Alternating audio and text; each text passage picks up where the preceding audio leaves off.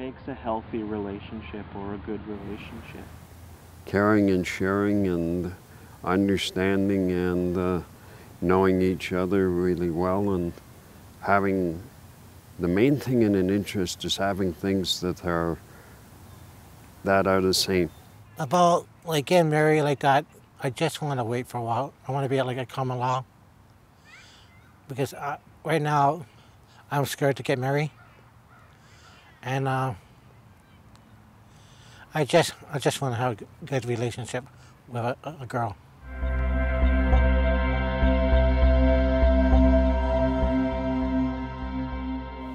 Can you tell us your friend Eileen? She's a great friend of mine that I met when I was working in a group home, actually, and she was only about 19 years old when I first met her, and she's now about 47. She and Scott, her husband, met at Special Olympics. She said she saw it right away, and I remember the first time I saw the two of them together, I saw it too.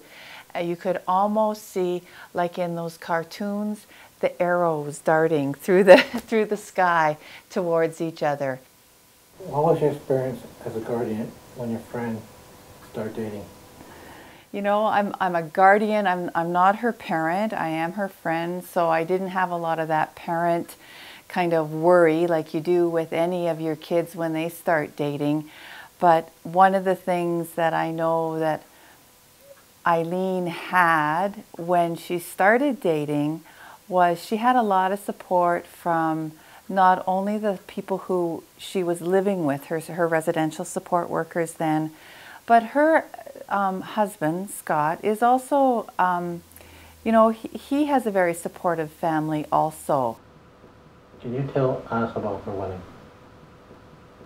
They were both very clear that they wanted to get married in a church, and that Eileen would wear a white wedding dress and Scott would wear a tuxedo. And it was a wedding that was theirs and what they wanted to do.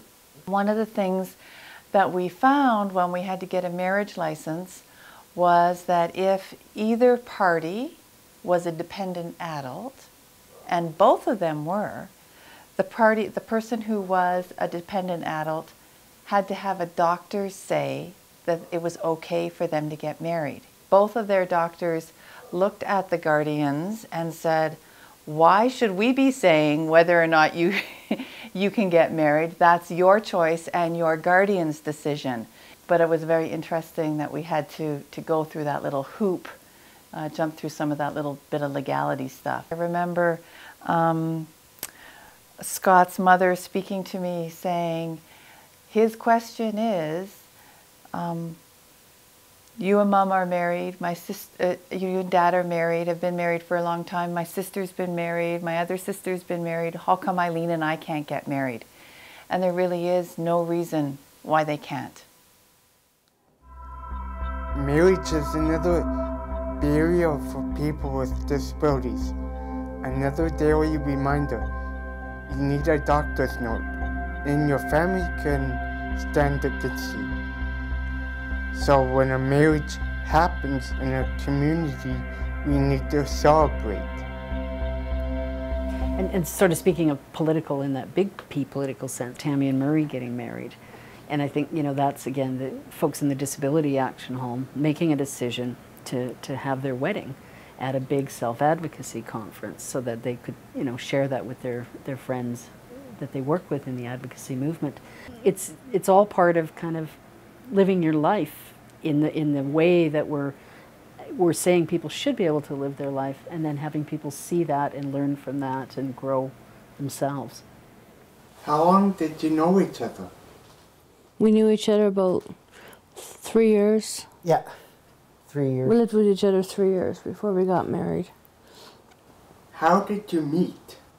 We met at the Ferris Fair group, and The summit. I went to the Disability Summit where people from all around Alberta comes to meet with all kinds of disabilities, and I went there, and I hung out with him there all weekend.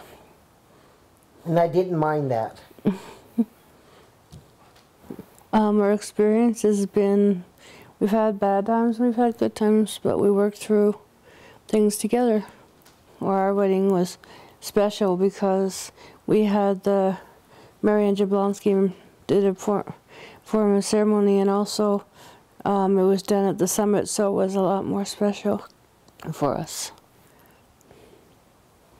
The same with me, except for after we got married. It was so dark that I went to get into bed and I missed it and landed on the floor. If you're in love and you want to get married, I'd say you should go for it and get married and, well, live together first for a bit so you get used to each other before jumping in and get married. Then when you've lived with each other for a while, then talk about getting married first before you do it. Like, we've been together a year, and it's October 3rd, and our marriage is still strong.